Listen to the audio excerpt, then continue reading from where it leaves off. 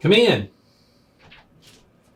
Well, here we are, and you've done your first family tree asset positioning illustration, and you want me to help you with it. So let's talk about it. You went in and you asked the questions for your clients that maybe your Medicare clients or whatever they were. But in this situation, you found out that Tom was 43 years old, and he had 3 children, 16, 12, and 10.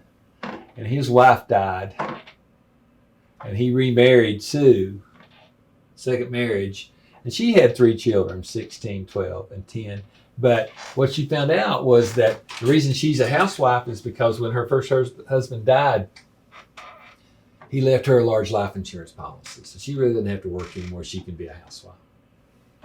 And so what you do when you get in this situation, some of the issues that you'll cover in your family tree asset positioning conversation with the client is, do you need a guardian for these 3 children?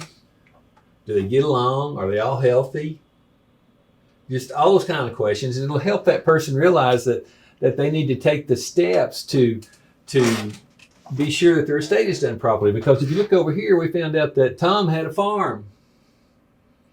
And he wants that farm to pass down to his 3 children, not the children from the other relationship, and mom wanted the proceeds from the life insurance policy to go to her 3 children if she passed away. So both husband and wife brought assets to the marriage, and they had never had the conversation about how they were going to split those assets. And their will didn't have it set up right. The will said 100% to each spouse, and the proceeds to go to the surviving children per capita. Well, that didn't work out because Tom said, well, she's so good looking that if I died, she'd probably remarry, and then it might leave my kids out. So I want a trust that protects my kids and that guarantees that they have their farm and that they are treated fairly if I should die. So anyway, that's what happened in this one illustration that you did. But let's look at it later on. Let's say 25, 30, 40 years later, mom and dad are still alive, and those same children are 50, 45, and 41, or the same, okay? And you find out that when those children grew up, some live in Alabama, and some live in Tennessee, and some live in Kentucky, and some live in Virginia, and some live in Ohio, and one lives next door. And that this one has children, and this one has 1 child, and this one doesn't have any children at all. And you found all that out using the family tree asset positioning go-to first interview. If they told you all this, do you think that they're going to be interested in hearing what you have to say in a second interview? After you have time to crunch the numbers? After you ask them if they'd like to see those numbers? How many people would tell you that they don't want to see their numbers? So anyway, if you go in and do the family tree asset positioning sales presentation, this may be what you find. Let me tell you what I call this family. If you want to know, folks, this is the Brady bunch. You grew up with them on TV, and they didn't ever talk about these problems. But if you did the family tree asset positioning go-to first interview, this is what you might have found with the Brady bunch. Anyway, thanks for listening. We'll talk again soon.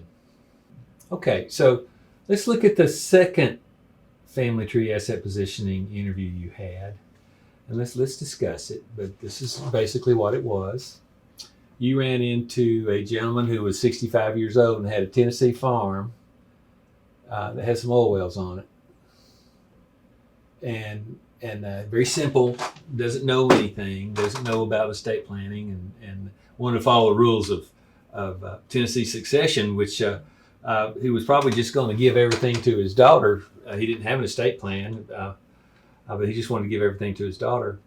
But in the meantime, his wife had passed away, and he had a mother-in-law up here who's about 80 years old that that as far as he was concerned, he considered part of his family, and she lived with him now.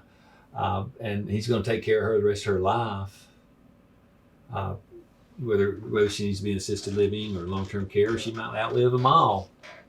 And then, so she was the mother of this gentleman's wife who passed away.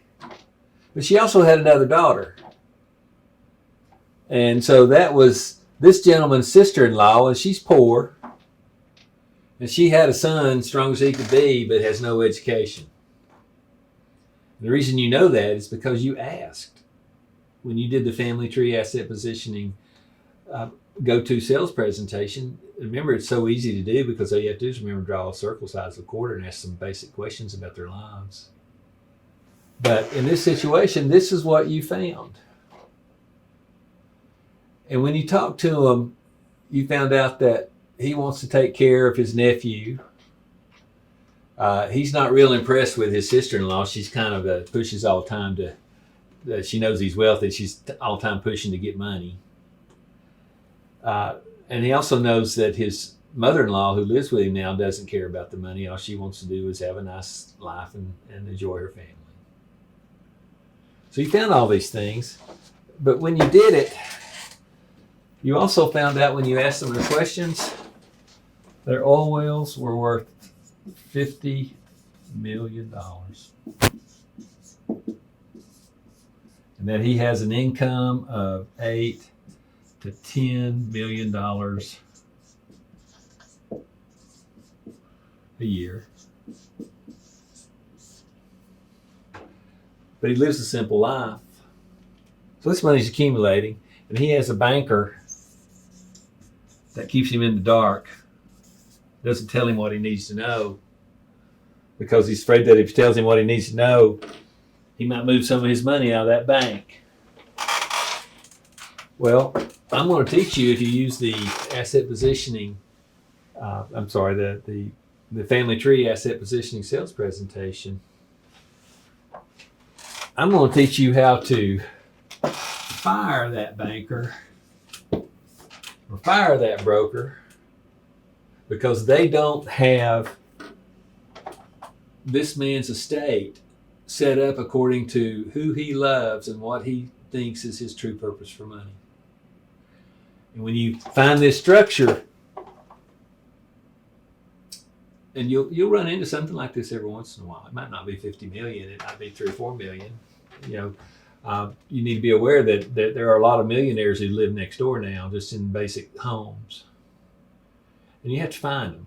You're not going to find them by just hoping. You'll find them by doing this presentation and helping them see how their family structure is, and helping them make those decisions about what is their true purpose for money.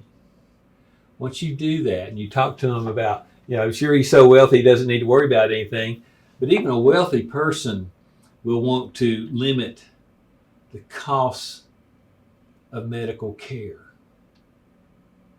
They won't want to tie all their assets up or leave their assets open to exposure for that. And if you'll show them through income planning how they can take care of that and limit that expense, and if they don't need it, give the money back to the family, you'll probably make a pretty big sale. And I think that 1 or 2 of those sales a year, along with your average sales during the month, will probably change your career and take you into that upper echelon of agents that have the incomes, the 6-figure incomes after expenses, not the 6-figure incomes before expenses. And this is the way to do it. And by the way, I don't care to tell you this is the Clampet family. And you would never know they were millionaires unless you asked or saw where they lived. Anyway, think about it. I'd like to teach you this system. I hope you'll get in touch with me. Thank you.